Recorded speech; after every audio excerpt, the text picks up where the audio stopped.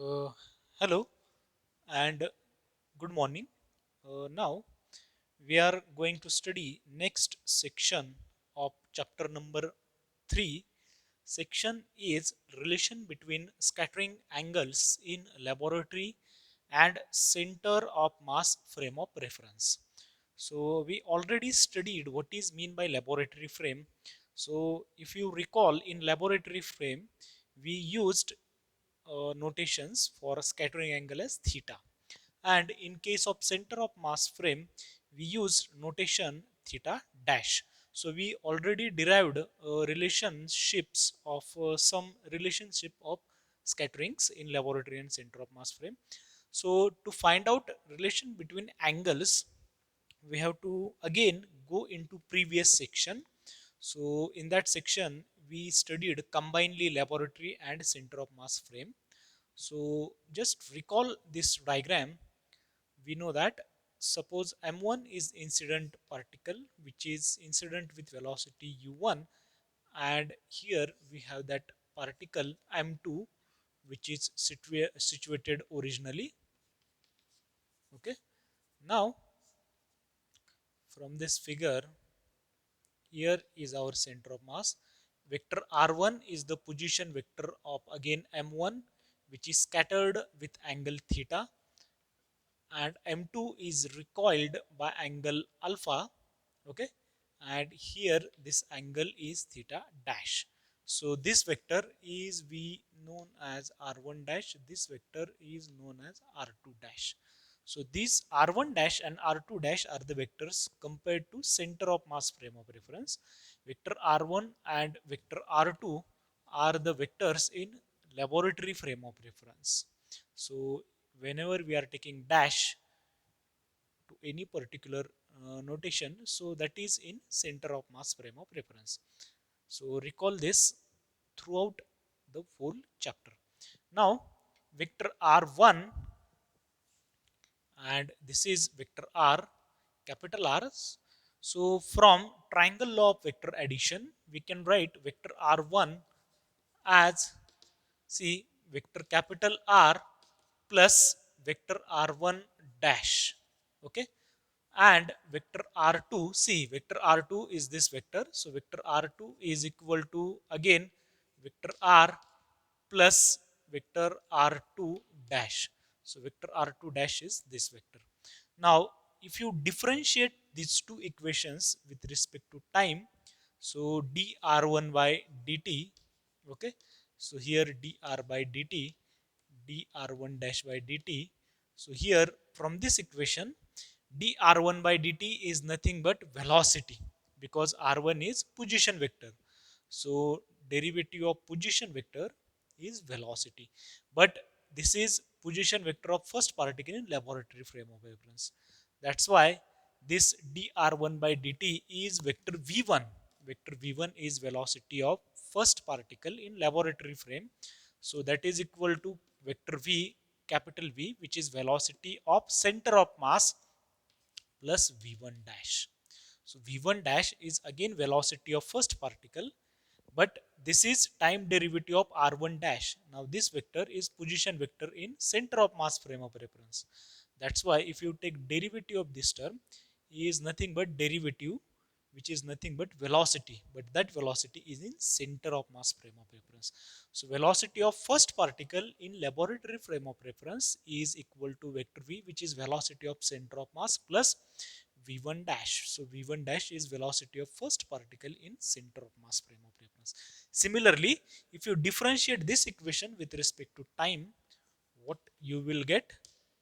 So dt dr2 dash by dt, from this equation you will get vector v2 is equal to vector v plus v2 dash. So call this as equation 1 and this as equation 2. Okay, now if you draw this, so if you take derivative of this, so derivative of this and this vector again lies in the same direction.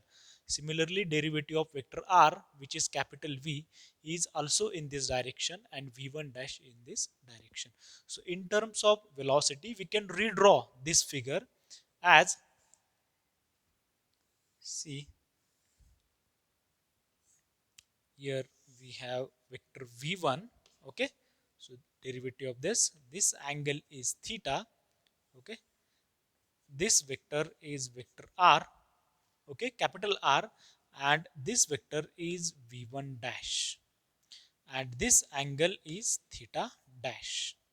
Now if you draw perpendicular on this line, okay, now if you draw perpendicular on this line, here right angle triangle is formed, so call this as A, this as B, okay, this as C. So OBC is right angle triangle. Now in here we have again another right angle triangle. So hypotenuse of OBC is vector v1. Now for another right angle triangle which is ABC, this vector v1 dash is the hypotenuse. Now this side is v1 dash sine theta dash, see from this right angle triangle, and this side is v1 dash cos theta dash. Okay, so this side and this side, since this is hypotenuse, I will show that v1 dash over here.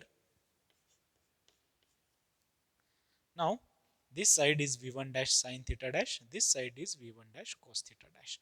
Now in this right angle triangle, if you take tan theta, okay, so in right angle triangle OBC, okay, if you take tan theta, so tan theta is nothing but opposite side. Now opposite side is BC, so that is v1 dash, okay, sine theta dash divided by this.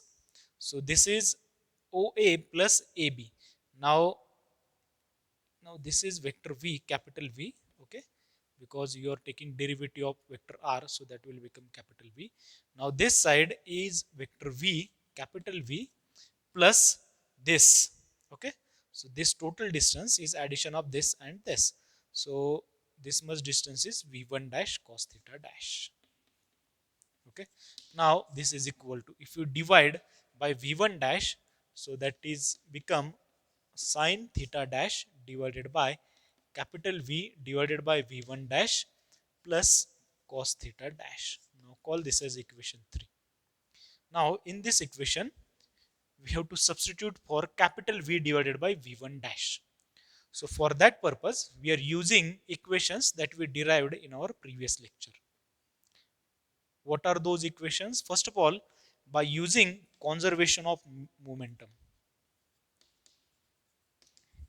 We know that since here scattering is elastic, so momentum is conserved, and relative velocity before scattering is u1, because before scattering mass m2 is stationary. So relative velocity is velocity of this minus velocity of this. So u1 is the relative velocity, and that is equal to v. Okay. Now this relative velocity is vector v1 minus v2 after scattering. Now if you apply conservation of momentum, so before scattering momentum is m1 u1, but instead of u1 you can write relative velocity v is equal to, on the right hand side after scattering, momentum of first particle is m1 v1 plus momentum of second particle m2 v2. Now this is equal to m1, okay. Now vector v1 from equation 1 can be written as capital V plus v1 dash, okay, plus m2, and vector v2 can be written as capital V plus v2 dash. Okay, so this is from equation 1 and 2. Now this is equal to, if you simplify this, so you will get m1 into vector v plus m1 v1 dash plus m2 into vector v plus m2 v2 dash. If you rearrange that, so here capital V is common, so you can write that as m1 here m2 multiply by v, okay, this capital V, plus now m1 v1 dash plus this term plus this term. So that is m2 v2 dash. Now, for center of mass frame, recall momentum of first particle and momentum of second particle are opposite to each other. That we studied already in center of mass frame of reference. So for CM system, okay, we know that m1 v1 dash is equal to minus m2 v2 dash. So that's why this term is 0. Okay. Now for center of mass system, m1 v1 dash plus m2 v2 dash is equal to 0. Okay. Now we can write that, we can use that in above equation, and what you will get, m1 into relative velocity is equal to m1 plus m2 into vector v. Okay.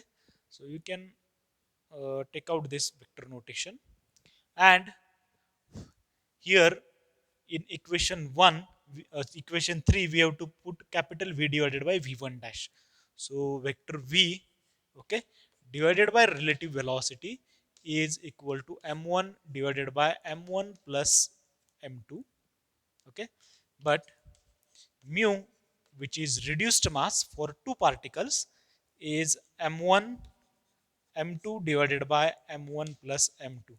So if you want to put m1 divided by m1 plus m2, you can write m1 divided by m1 plus m2 is equal to mu divided by m2.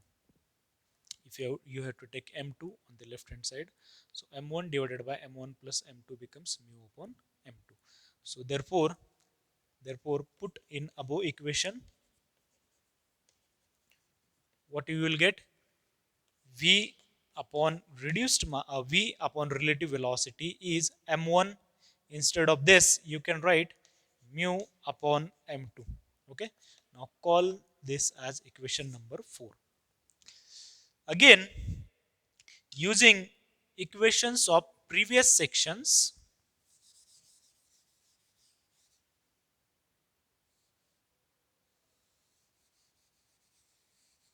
okay, so using equations of previous section, what are those equations? m1 v1 dash is equal to mu into relative velocity is equal to minus m2 v2 dash. Okay. See, this equation we already derived in previous section. So from this equation, we can write relative velocity. Okay. So relative velocity is equal to m1 into v1 dash divided by reduced mass.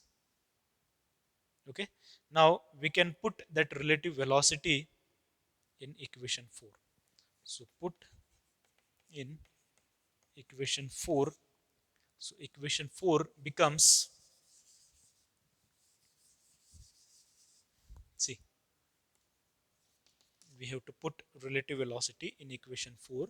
So vector capital V divided by relative velocity. So relative velocity is m1, okay, v1 dash, and into reduced mass is equal to, on the right hand side we have reduced mass divided by m2. So this reduced mass will cancel, and we get v upon v1 dash is equal to, see, v upon v1 dash is equal to, you have to take this m1 on the right hand side, so that will become m1 upon m2. So put this in equation 3. If you put that in equation 3, you will get relation of scattering angles in laboratory and center of mass frame as, see, what is that relation? So equation 3 is tan theta is equal to sine theta dash divided by capital V divided by V1 dash. So V divided by V1 dash is M1 upon M2. So M1 upon M2 plus cos theta dash. So this is the relationship between scattering angle in laboratory and center of mass frame. Now here m1 is the incident particle, m2 is target particle, scattering is elastic, theta is angle in laboratory frame, and theta dash is angle in center of mass frame. Now here we have to take three cases. What are those cases? Suppose we are taking first case. If m2 is very greater than m1, means mass of project target particle is very greater than mass of incident particle. See, m1 m2 is stationary and m1 is incident. So this is projectile and this is target. Okay. Now where this case arises in theory. Okay. So m2, if you take m2 as proton and m1 as electron. So if you take proton or neutron, okay, or atom or molecule, okay, so all those particles have mass which is very greater than electron.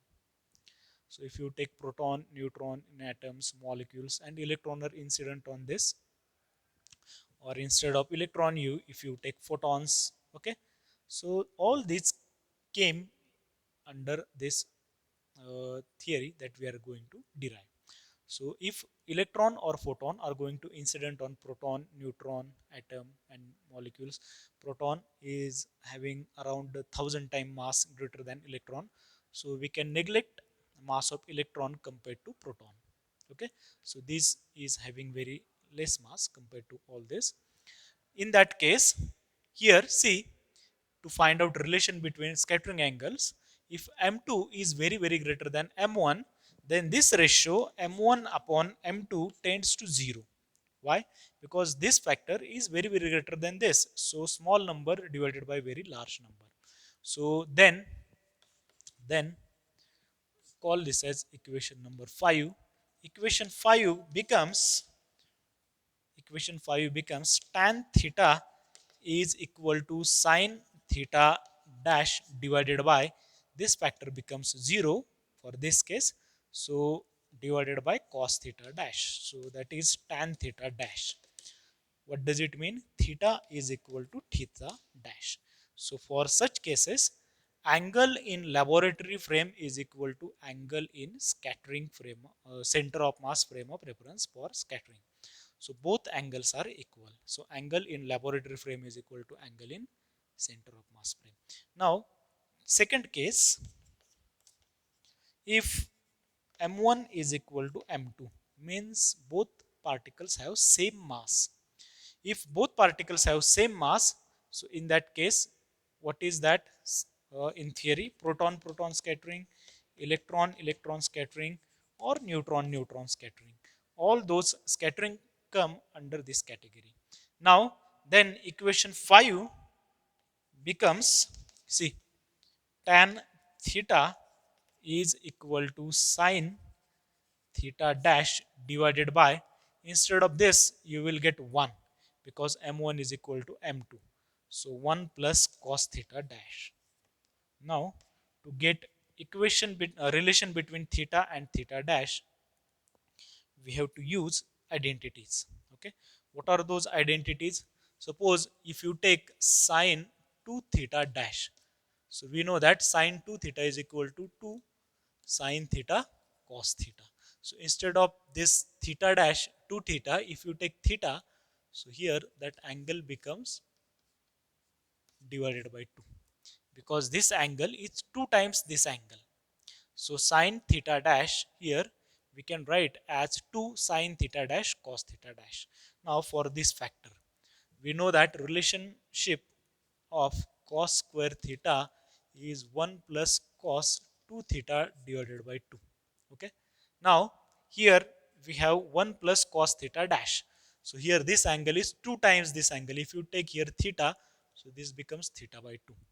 So if you take this 2 on here left hand side, so you can write 2 cos square theta dash by 2 is equal to 1 plus cos theta dash.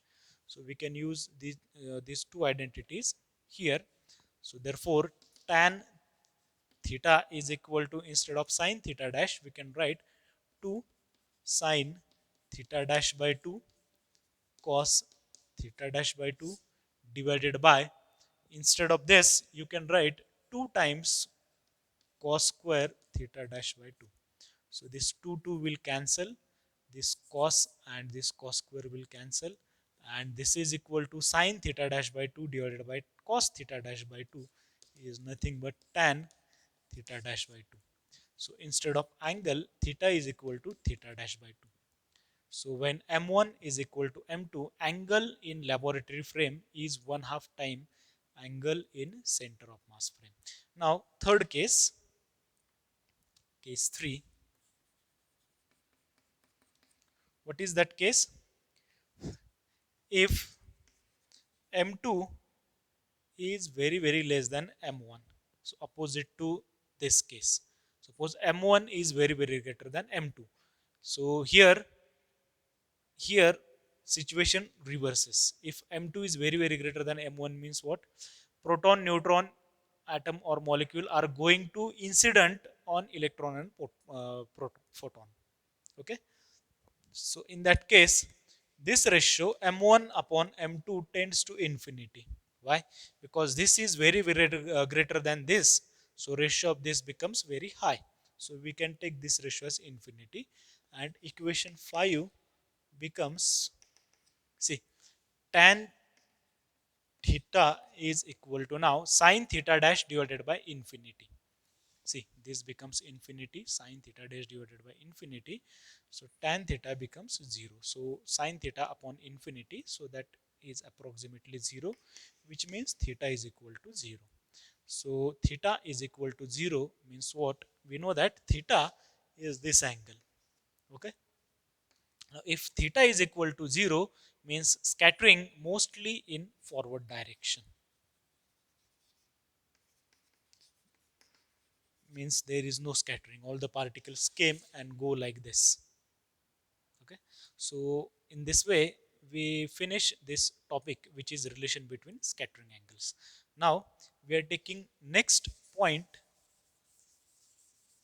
of this chapter, which is inelastic scattering.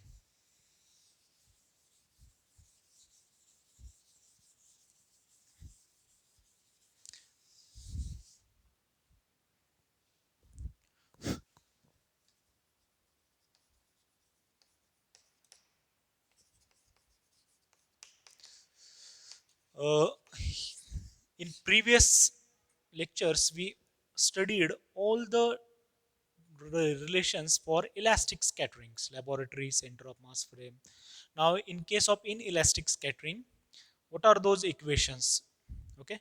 Now, inelastic scattering oftenly occur in nuclear processes. Okay. What are those nuclear processes? Nuclear fusion. Okay. Nuclear fission. So all those processes are covered under inelastic scattering. So from definition of inelastic scattering, we know kinetic energy before scattering is not equal to kinetic energy after scattering. Linear momentum and angular momentum. Momentum is conserved for inelastic scattering, that we already know. Again, what we know for inelastic scattering, momentum is conserved, kinetic energy is not conserved, internal structure changes. Okay. For elastic scattering, internal structure remains same. Means mass of that particle is going to change. Either it is going to increase or decrease. Next, for inelastic scattering, if you take simple case of inelastic scattering, suppose mass m1, which is having momentum vector p1, is incident on mass m2, whose momentum vector p2 is 0. Now this is before scattering. If m1 is, you can take a neutron, okay, or neutrino.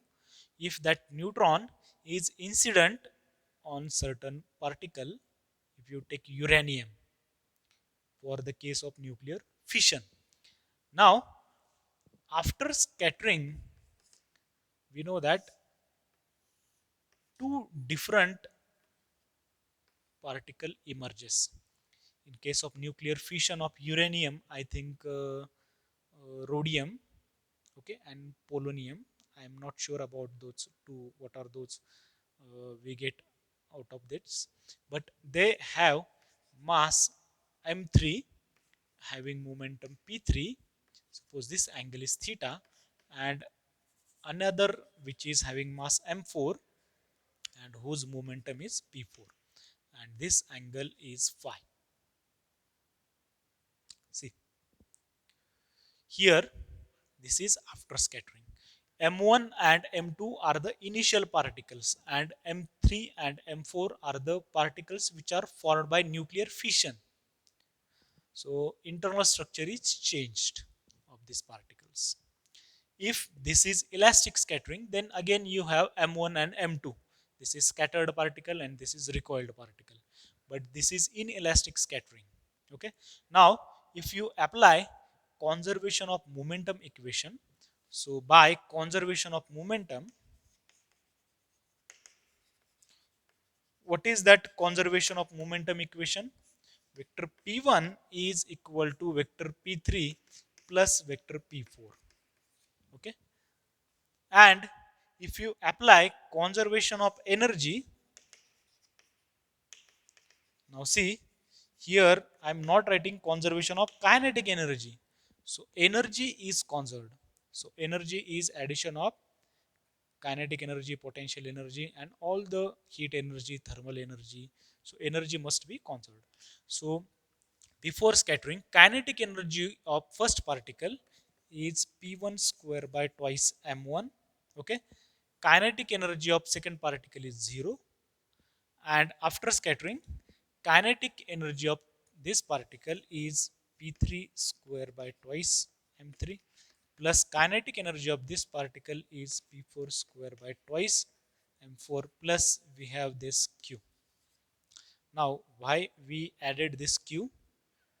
Now this Q is added to take conservation of energy. Now you know that kinetic energy is 1 half mv square. Okay. So if you take multiply and divided by m, okay, so m into v is momentum, so this is nothing but p square, okay, divided by twice m. So for first particle you have taken momentum of first particle divided by mass of first particle, that's why this term is kinetic energy of first particle, this is kinetic energy of third particle, kinetic energy of fourth particle. Okay. Now again, from conservation of momentum, if you take this as x-axis and this as y-axis, you can write along x-axis by conservation of momentum along x-axis. So along x-axis, momentum before scattering is p1. Okay, this particle is having momentum 0 m2, and we have to take component of p3 along x-axis, so that component is p3 cos theta plus component of f4 along x-axis which is p4 cos phi. Okay, call that as equation 2. Similarly, along y-axis we are writing this equation again, but along x-axis and along y-axis. Now, along y-axis, since this particle is moving only along x-axis, momentum before scattering of this particle and this particle along y-axis is 0.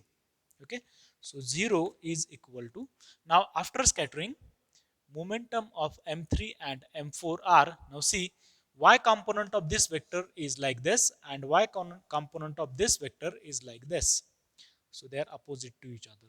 So before scattering, momentum is 0 along y-axis, and after scattering, what is the momentum of m3, which is p3 sine phi minus, so this is in the negative direction, so p4, okay, sine phi.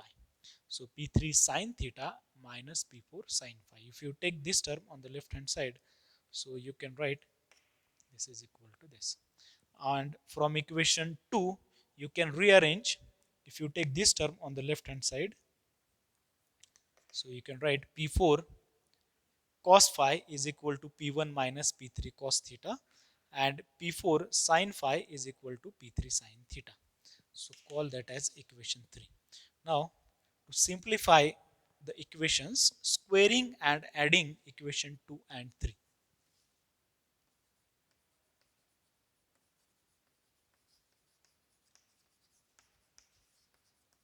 You will get, see, P4 square cos square phi, P4 square sin square phi. So on the right hand side, you will get by squaring and adding only P4 square is equal to. Now here, square of this term and square of this term. So P3 square sin square theta plus square of this term, which is P1 minus P3 cos theta square. Now this is equal to, if you take square of this term, so P1 square plus P3 square cos square theta minus 2 times P1 P3 cos theta. So P3 square, so you will get P1 square plus P3 square. See, this P3 square and this P3 square cos square theta. You can take P3 square common. So sin square theta plus cos square theta becomes 1 minus 2 times P1 P3 cos theta. So this is nothing but P4 square. Okay. Now put in equation 2. So if you put that in equation 2, what you will get?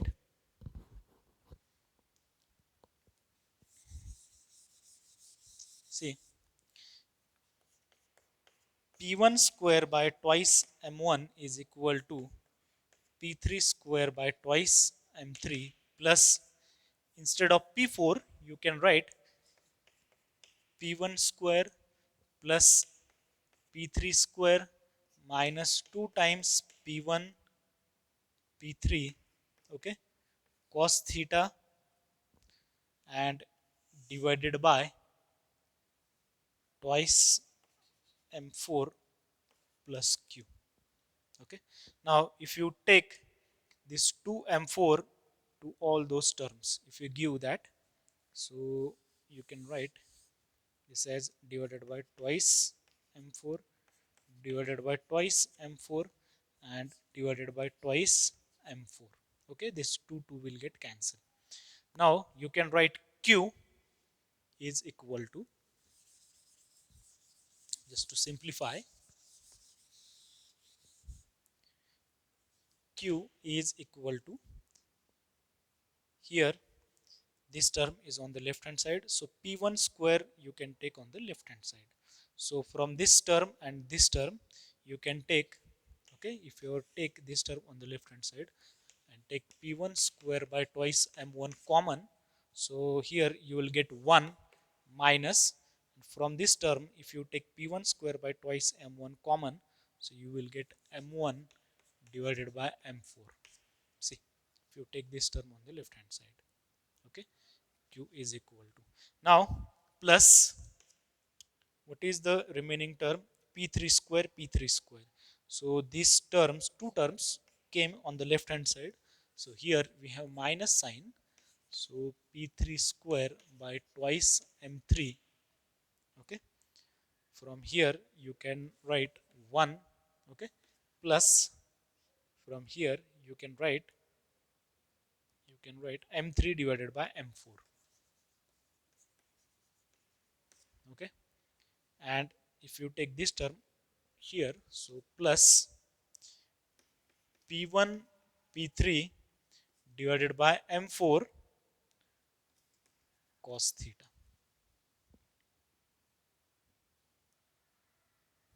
Now this Q can be written as P1 square by twice M1 is nothing but T1, so 1 minus M1 divided by M4, okay, minus this term is nothing but T3, okay, 1 plus M3 divided by M4, okay, plus, now you can write this term as, see, square root of P1 square by P3 square divided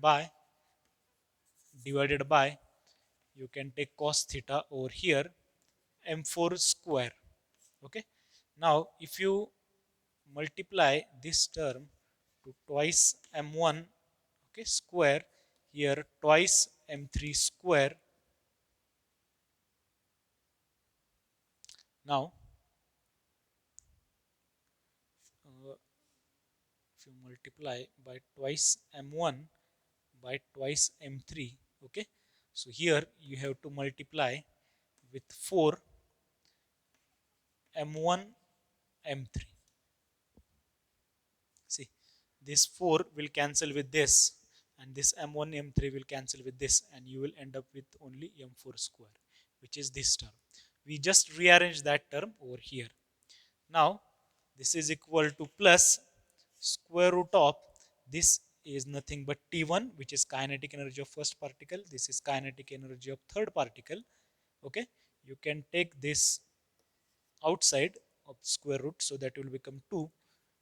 Again cos theta is there, multiply by m1 m3, okay, divided by m4 square. Now see, this term is T1, this term is T3. This is kinetic energy of first particle, kinetic energy of third particle, multiply by m1 m3 divided by m4 square. So this is the equation for Q value. Okay,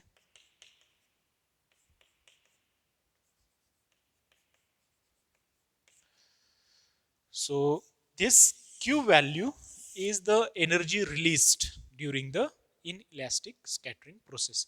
So we can use this Q to find out energy released in nuclear fission and fusion reactions. Just we have to know kinetic energies of those particles. With this lecture, we stop our lecture over here. Okay. In next lecture, we will continue this chapter.